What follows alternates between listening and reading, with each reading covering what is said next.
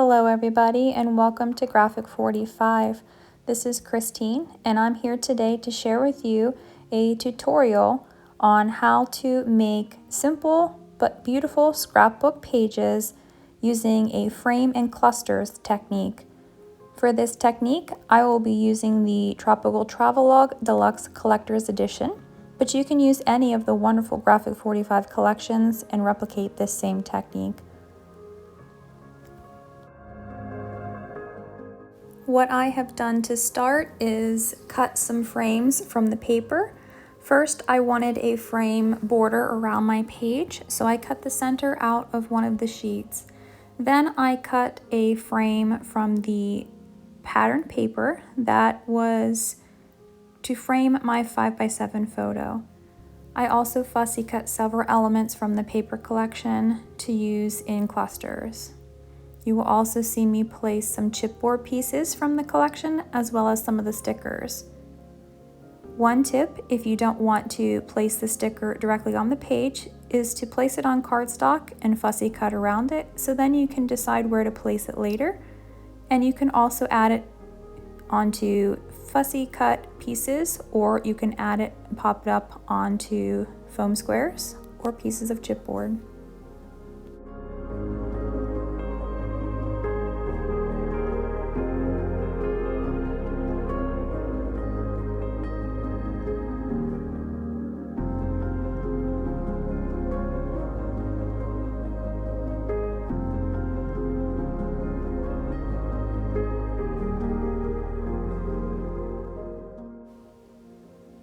I want to use some of the additional pages from the collection, so what I'm doing here is taking some of the postage stamp images and placing them in the background. It will not take the focus off of the embellishment clusters, but it gives a little bit of interest behind the photos. My layout will have 3 main embellishment clusters. I like to work in odd numbers, as I feel like even numbers make it seem a little bit too symmetrical. So when my layout is complete, you will see that there are the 3 main embellishment clusters on the page that really draws the eye to those different areas. But we're not going to leave that top right-hand corner empty for long.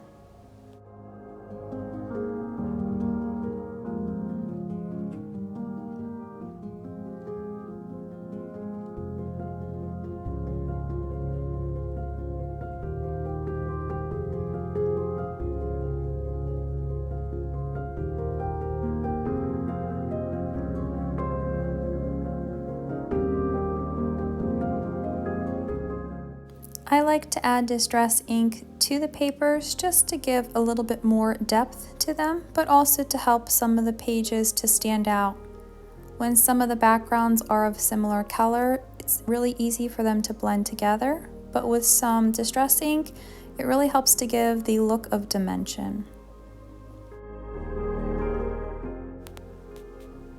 Now it's time to begin placing the different layers on the layout.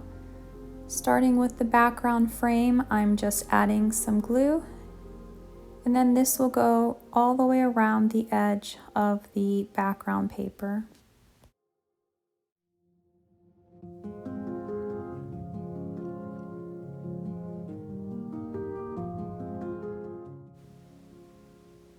And next I will be preparing the picture frame to place over top of my photo. So I'm using 1/8 inch double-sided tape, just placing it around my frame so that I can stick my photo to the frame.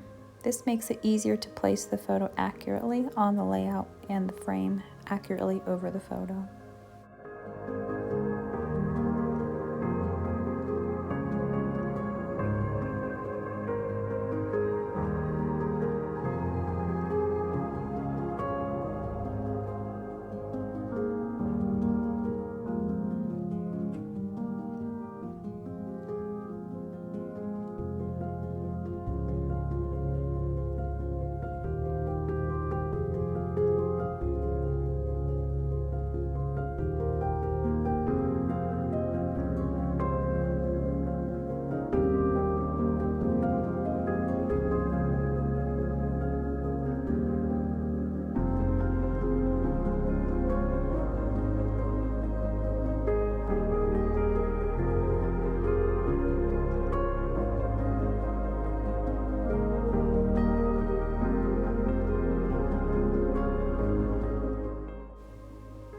Next, I will be repeating the process with the smaller frame to add my wallet size photo.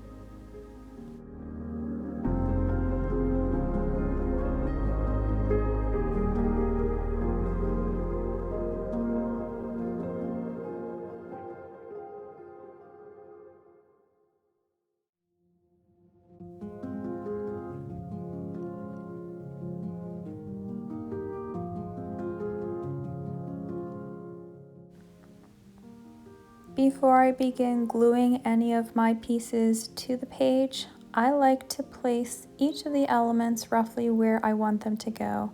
I feel like this makes it a little bit easier to have an idea of where things should be, but then I still have the ability to make last-minute decisions and changes as I am placing each of the pieces on the page.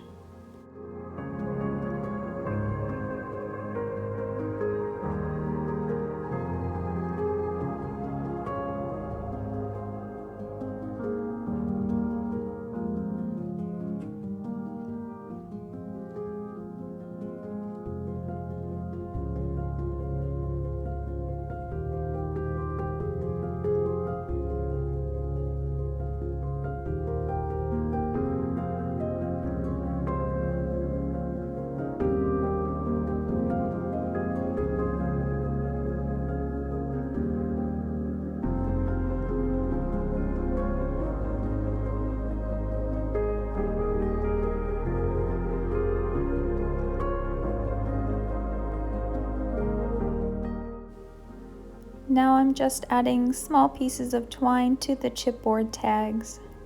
These small touches add more texture and dimension to the layout. It can be a really fun way to draw attention to other parts of the layout.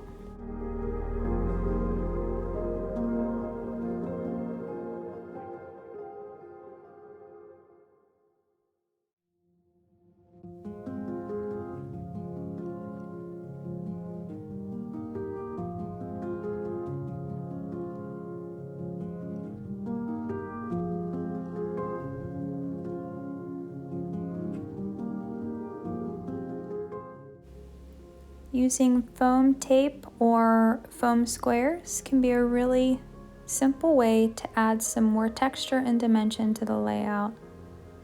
So as I go through and place my embellishment clusters, some of them will be glued flat to the page, but others will be popped up on dimensional foam squares to give it a little bit of a lift.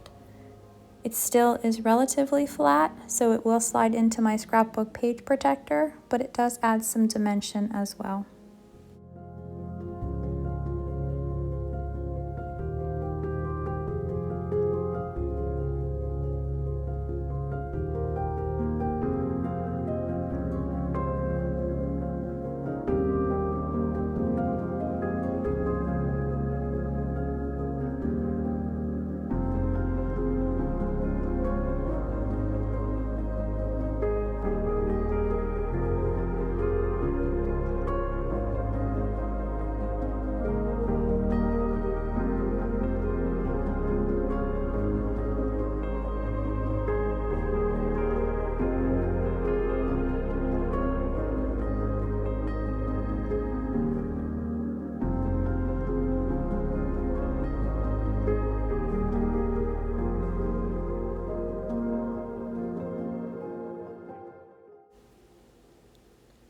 Once my larger photo is placed on the page, I want to add the border sticker with the peachy pink color just to give it a little bit more of that color on the layout.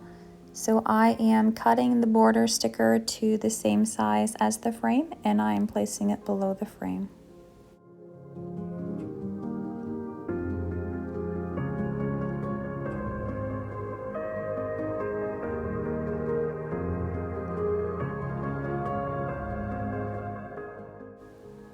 Next, I will begin working around the page, placing the pieces into the embellishment clusters. As I go, I will be shaping the flowers and leaves so that they have a little bit more dimension. So they are curled on some of the pieces, and some of them will lay flat.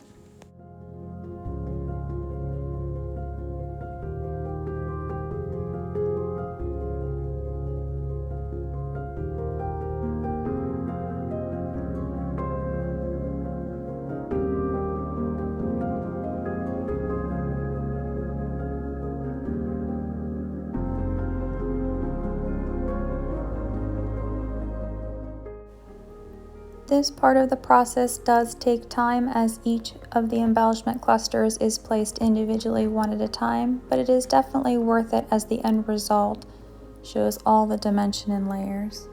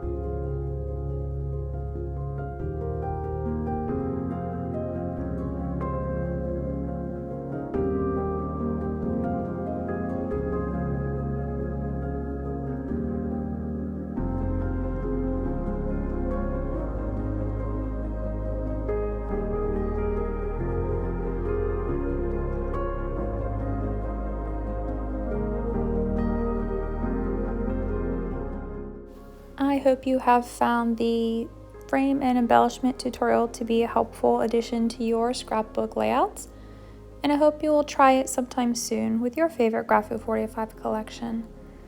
Please like and subscribe to the Graphic 45 YouTube channel.